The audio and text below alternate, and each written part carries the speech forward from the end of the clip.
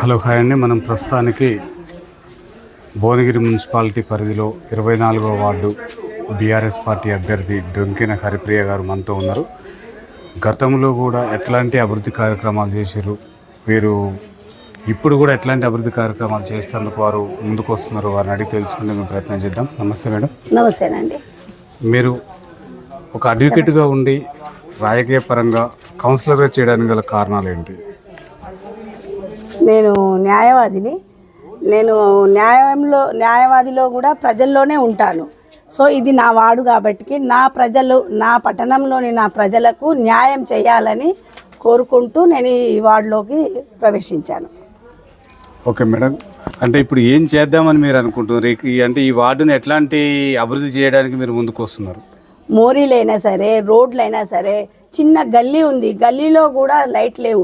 మా సార్ చేసిన కాంగ్రెస్ ప్రభుత్వం మా సార్ చేసిన రోడ్లు అంతవరకు అదే కొల్పుల కమలాకర్ గారు చేసిందే ఉంది, కానీ ఇంతవరకు ఎవరు ఏది చేయలేదు. 20 years బ్యాక్ నుంచి కూడా మా సారు కొల్పుల కమలాకర్ గారు చేసిందే ఉంది అభివృద్ధి, కానీ ఇక తర్వాత వచ్చిన కౌన్సిలర్స్ ఎవరు కూడా ఏదీ చేయలేదు. ఎందుకంటే నేను నెల రోజుల నుంచి ఈ వార్డులోని ప్రతి గల్లీకి తిరిగి చూస్తున్నాను, చిన్న లైట్ కూడా లేదు.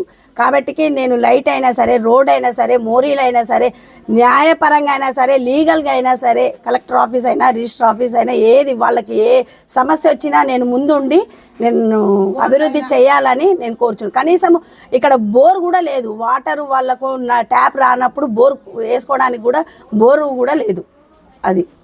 దాన్ని అంతా అభివృద్ధి చేయడానికి నేను ముందంజలో ఉన్నాను. ఓకే మేడం, ఏం చేయలేరు పదే చెప్తున్నారు. మీరే కదా అధికారంలో ఉన్నది 10 ఏళ్ల వరకు, మొన్నటి వరకు మీరే అధికారంలో, ఎందుకు చేయలేకపోయారు మేడం? అంటే ఇక్కడ ఉండిన వాళ్ళు బీజేపీ పార్టీ కౌన్సిలర్ అనమాట, కాబట్టి వాళ్ళు ఏం చేయలేదు.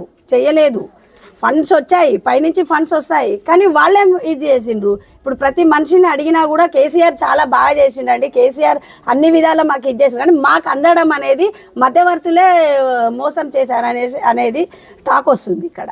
కాబట్టి ఆ విధంగా చేయకుండా నేను నా కేసీఆర్ ప్రభుత్వాన్ని తీసుకొచ్చి నేను వచ్చి ఇక్కడ అభివృద్ధి చేయడానికి నేను కృషి పడతానని కోరుతున్నాను. ఓకే మేడం, ఇప్పుడు మీరు ప్రతిపక్షం నుంచి వెళ్తున్నారు, ఎలా సాధ్యమైంది అనుకుంటున్నారు అభివృద్ధి?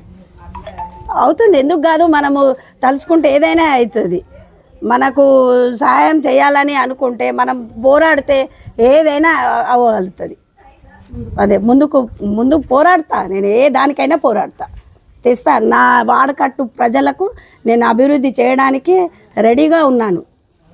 ఓకే మేడం, మీరు ఒక మహిళగా ముందుకు వస్తున్నారు మేడం. ఈ వార్డులో ఉన్న మహిళా రక్షణ కోసం మీరు ఎలాంటి భద్రతలు చేపట్టబోతున్నారు? అదే చెప్తున్నాను కదండి, నేను న్యాయవాదిని కాబట్టి నేను ప్రతి మహిళకు, ప్రతి మనిషికి నేను హెల్ప్నెస్గా ఉంటానని, ప్రతి వార్డు, ప్రతి క్యాండిడేట్కి, లేడీస్కైనా మగవాళ్ళకైనా ఎవరికైనా సరే నేను వెనక ఉండి ముందు ఉండి ప్రతి వాళ్ళ సమస్య ఏంటి అనేది కనుక్కొని ప్రతి ఒక్కరిది నేను అభివృద్ధి చేయగలుగుతానని అనుకుంటున్నాను.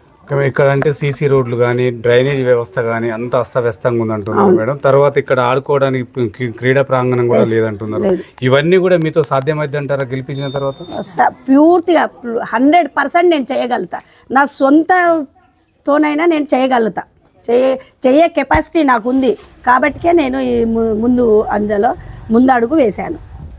మేడం, ఇక్కడ చాలా చోట్ల మేము అడుగు తెలుసుకున్న సమయంలో మాకు చెప్తున్న విషయాలు మేడం చెప్పండి. ఇక్కడ మొత్తం కూడా మద్యానికి బానిసలు అవుతున్నారు యువత మొత్తం కూడా, వాళ్ళ కుటుంబాలు చిన్న భిన్నం అవుతున్నాయి. దాంట్లో మార్పు రావాలంటే యువతలో మీరు ఎట్లాంటి మార్పు తీసుకొస్తారు? ఇక్కడున్న నిరుద్యోగ యువతకి మీరు ఎలాంటి ఉపాధి కల్పిస్తారు మేడం? ఇక్కడ డిస్ట్రిక్ట్ కోర్ట్ వచ్చిందండి.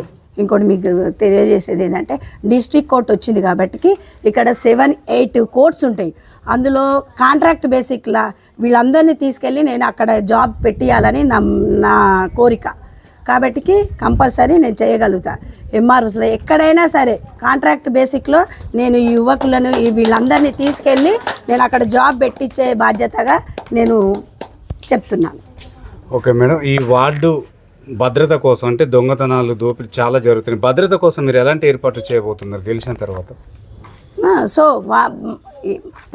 అసలుకి ఏంటంటే ప్రతి బస్తీకి, ప్రతి దానికి అక్కడ చౌరస్తా మీద ఒక కానిస్టేబుల్ ఉంటారు, అది ఉంది ప్రొవిజనల్. ప్రతి బస్తీకి కానిస్టేబుల్ ఉంటాడు. బస్తీకి కానిస్టేబుల్ని పెట్టి ఏంటి ఏ విధంగా ఉందనేది నేను వారి ద్వారా తెలుసుకోగలుగుతాను. మేడం, మాజీ ఎమ్మెల్యే Yes. పైల శేఖర్ రెడ్డి గారు చేసిన అభివృద్ధి కార్యక్రమాలు ఏ విధంగా ఉన్నాయి భువనగిరిలో? చాలా బాగున్నాయండి, చాలా అంటే చాలా బాగున్నాయి. ఆయన చేసినవే ఉన్నాయి. ఇంత తను మన శేఖర్ రెడ్డి గారు అన్నగారు చేసిన మాత్రమే జరుగుతున్నాయి, కనబడుతున్నాయి. కానీ ఇంకా ఎవరు ఏది కనబడట్లేదు. ఇప్పుడు మీరు సమ్మత్ చౌరస్తా నుంచి చూస్తే మాది 24 వార్డు. సమ్మత్ చౌరస్తా మాకు వస్తుంది. సమ్మత్ చౌరస్తా నుంచి మొదలు పెట్టుకుంటే గడ్డ మీద స్వీట్ హౌస్ అనేసి ఉంటుంది. అక్కడ వరకు ఆ రోడ్లు మొత్తం చాలా చిన్నగా ఉండే. మన శేఖర్ రెడ్డి గారు వచ్చాకనే వాటిని అన్నిటినీ వైడింగ్ చేయించి వెడల్పుగా చేయించి అక్కడ పెట్టారు. రోడ్డు వెడల్పింగ్ అనేది చేశారు. ఓకే మేడం, 24వ వార్డు ఓటర్లు మొత్తం కూడా హరిప్రియకి ఎందుకు ఓటేయాలంటే ఏం చెప్తారు? తెలుసుకోండి వాళ్ళు. నేను ఏంటంటే నేను ఒక న్యాయవాదిని, ఒక పెద్ద వాళ్ళందరిలో ఒక పెద్దగా కనబడుతున్నా కాబట్టి, పెద్ద మనిషిగా కనబడుతున్నా కాబట్టి ప్రతి ఒక్కరూ నన్ను కోరుకున్నారు. అక్క నువ్వు ఉండాలి, నువ్వు ఉంటేనే చదువుకున్న వ్యక్తివి, ప్రతి విషయాలు తెలిసిన వ్యక్తివి కాబట్టి కొల్పుల కమలాకర్ సపోర్ట్తోని మీరు సారు ఇద్దరు న్యాయవాదులు కాబట్టి మీరిద్దరు కలిసి చేస్తారని మేము మిమ్మల్ని కోరుకుంటున్నాం అనేసి అన్నారు. ఓకే మేడం, ఓటు అంటే చాలా పవిత్రమైనది. దాన్ని ఎన్నికల సమయంలోనే మొత్తం మద్యానికో మనకు అమ్ముకోవడం జరుగుతుంది. అట్లాంటి వ్యవస్థ పోయి వాళ్ళలో చైతన్యం తీసుకురావడం కోసం ఒక విద్యావేత్తగా, ఒక మహిళగా మీరు వాళ్ళలో ఎలాంటి చైతన్యం తీసుకురావడానికి కృషి చేస్తున్నారు మేడం? షూర్, కంపల్సరీ చేస్తాను నేను. వాళ్ళని మద్యం దానికి కాదు, వాళ్ళని చెప్పాను కదా, నేను వాళ్ళకు జాబ్ పర్పస్లా ప్రతి ఉద్యోగానికి ప్రతి ఒక్కరిని నా వెంట పెట్టుకొని నేను ప్రతి ఒక్కరిని తీసుకొని వెళ్ళి కోర్టులో అయినా సరే, డిస్ట్రిక్ట్ కోర్టు మనది భువనగిరి, యాదాద్రి భువనగిరి డిస్ట్రిక్ట్ కోర్టు అయ్యింది, SC ST కోర్టు అయ్యింది, అడిషనల్ సబ్ కోర్ట్ అయింది. టోటల్గా 8 కోర్ట్స్ దాకా వస్తాయి. అందులో ప్రతి ఒక్కరిని 10 మెంబర్స్నైనా యాడ్ చేయొచ్చు. నేను డిస్ట్రిక్ట్ కోర్టు జడ్జి గారితోనైనా సరే, మన హైకోర్టు జడ్జి గారితోనైనా మా పట్టణం మా వాడ చాలా క్షీణప్రస్థితిలో ఉంది సార్ అనేసి మేము మాట్లాడి మేము పెట్టించాలని నేను అనుకుంటున్నాను. ఓకే మేడం, ఫైనల్గా గతంలో ఉన్న నాయకుల కంటే పాలకుల కంటే కూడా మీరు ఎలాంటి మార్పు తీసుకురావడం కోసం కృషి ఉండబోతుంది? షూర్, నేను కంపల్సరీ చేస్తా అంటున్నా కదా. నేను చాలా నేను చెప్పను, వాళ్ళే చూసి, నేను గెలిచిన తర్వాత వాళ్ళు చూసి అక్క నువ్వు ఈ విధంగా చేసావు మేడం, నువ్వు ఈ విధంగా చేస్తావని వాళ్ళ నోటితోనే నేను అనిపిస్తాను. ఓకే మేడం, చూస్తున్నానండి మీ తెలుగు టీవీ.